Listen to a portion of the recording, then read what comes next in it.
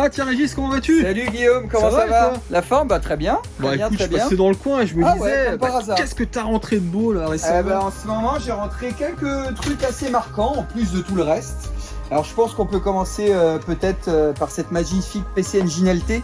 Ça, on n'en voit vraiment pas souvent. J'avoue que ça fait longtemps que j'en avais pas eu. La console transportable de NEC. C'est Donc plus ça facile fait à trouver ça maintenant. C'est très difficile à trouver. Maintenant, on n'en voit pas beaucoup et ça reste pour moi un petit peu un Graal dans la collection PC Engine. Tu as quand même un écran de super qualité qui est bien plus grand qu'une GT. Bon, faut rester branché à l'alimentation. Voilà, ça lit toutes les U-cards. Donc voilà, ça c'est très sympa. Bon, ça coûte un petit budget. Hein, voilà. C'est un objet qui était en avance sur son temps. À l'époque, totalement. Et on voit que la recherche aidée chez NEC, ils ont quand même fait fort. Et qu'on voit qu'ils faisaient pas que du jeu vidéo d'ailleurs. Là, j'ai eu récemment un petit guide sympa du premier Metal Gear en japonais. Le guide totalement neuf. Pour la petite anecdote, c'est un japonais qui me l'a revendu, qui habitait en France et qui a déménagé, du coup, qui m'avait déjà vendu d'ailleurs des Metal Gear MSX il y a quelques années, notamment le 2 qui est assez rare. Donc voilà, ça et pour les amateurs. ou pas ce premier Metal Gear? Parce que pour moi c'est le meilleur. Moi j'ai bien aimé, mais j'avoue que j'étais moins période PlayStation. D'accord. Donc j'avoue que c'est pas un jeu de tu fais partie pour être honnête. Moi je suis un vieux. Non, je crache pas. J'aime la PlayStation, j'y ai joué. Mais j'y jouais un peu moins à ce moment-là aux jeux vidéo. Voilà pour l'anecdote. Là, j'ai un beau Master System Converter. Donc pour lire les jeux Master System sur la Mega Drive en boîte et notice. Donc je t'avoue que c'est assez peu courant et assez sympa à trouver. Uniquement pour les Mega Drive 1, c'est le tout premier. Donc ça, c'est vraiment pratique pour pas se brancher les deux consoles, mais avoir sa Ludotech Master System qui est lu sur sa Mega Drive. Ensuite, j'ai franchement des très beaux Game & Watch. J'ai eu des magnifiques Game & Watch ces derniers mois. C'est assez incroyable, voilà. Exactement. J'ai vu qu'il avait une magnifique collection aussi. Là, vous avez le tout dernier, sorti en 1991, qui reprend le premier Ball, mais Mario the Juggler. Donc que j'ai qu'en loose aujourd'hui, mais plutôt en très bel état. Ça vient de rentrer au mois de là, il y a quelques semaines. Voilà, c'est une très belle pièce qui je pense partira chez les collectionneurs. Là j'ai un jeu qui à la base est beaucoup plus courant, mais dans un excellent état, quasi comme neuf. C'est quoi ça? C'est le premier Mario Bros Game & Watch, sorti en 1983 si je fais pas erreur. Ça doit être ça, peut-être à une année près. Attends, c'est d'origine là, c'est d'origine avec la petite étiquette française. Il est comme neuf, vraiment, c'est incroyable. C'était une dame de plus de 80 ans, qui malheureusement est décédée maintenant, qui avait jeté ça à sa sortie, mais qui du coup avait déjà 40-45 ans. Donc tu vois, c'est assez marrant. Et c'est la version française J21, t'as tout dedans.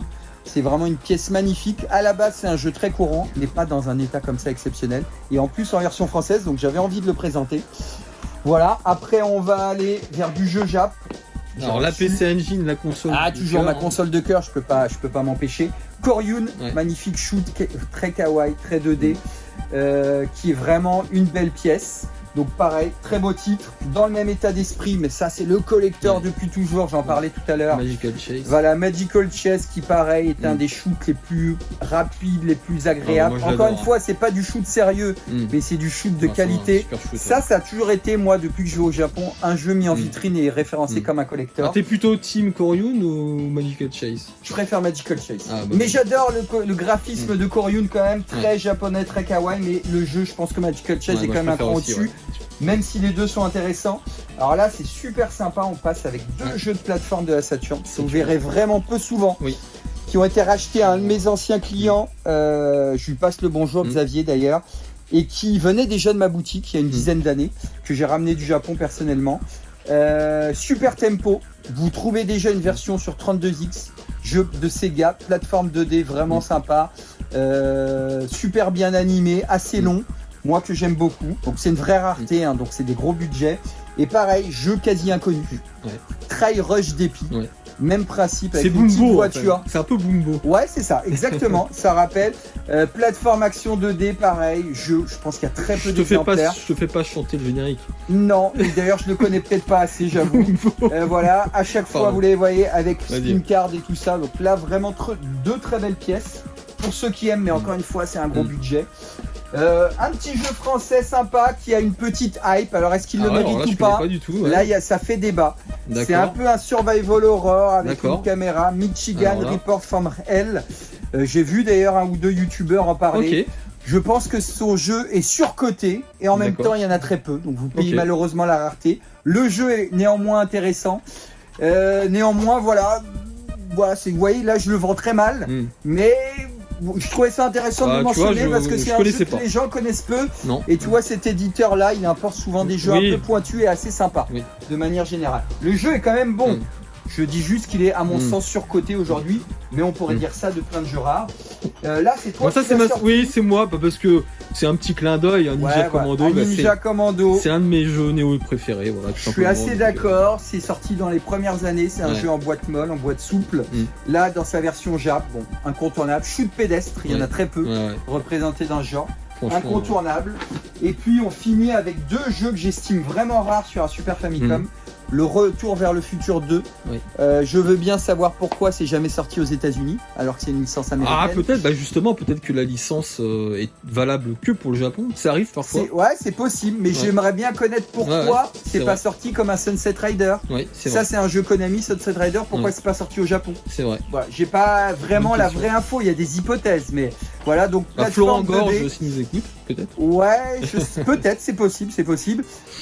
Plateforme 2D très sympa. Bon, honnêtement, il y a mieux comme jeu de plateforme 2D. Ouais, je suis pas un gros fan, mais il est joli. Voilà, il est joli et quand même, quand t'aimes l'ambiance, c'est quand même sympa. Puis c'est une belle pièce de collection, voilà, entre guillemets. c'est aussi une pièce de collection. Et Ouais. ça, c'est un animé au Japon, Ouais. Cyborg 009, c'est très peu connu, c'est un Ouais. bon jeu de plateforme.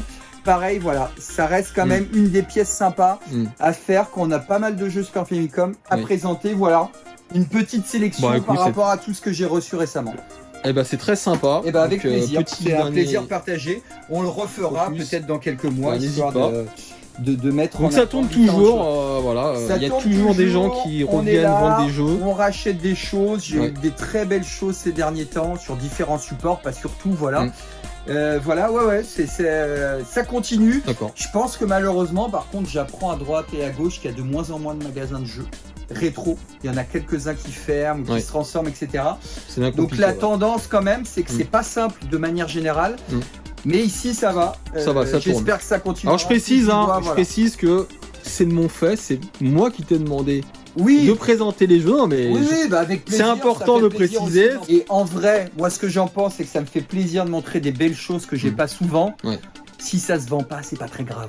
Voilà, ça me fait plaisir. Si ça se vend, tant mieux, c'est là pour. Mais voilà, l'idée c'est plus de montrer des beaux objets qu'on verra jamais. Encore une fois, un magnifique Game & Watch comme ça. C'est vraiment sympa. Donc voilà. Bah écoute, merci Régis. Merci à toi, c'était super et on refera. Je prends toujours plaisir à partager ce que je fais au quotidien. Et pas de souci. Et voilà. du coup, et ça me change aussi. T'as un compte Instagram, on peut préciser. Ouais, parce exactement. qu'on le mettra où tu montres tes dernières rentrées. Allez, à bientôt. Salut à Ciao Guillaume, salut.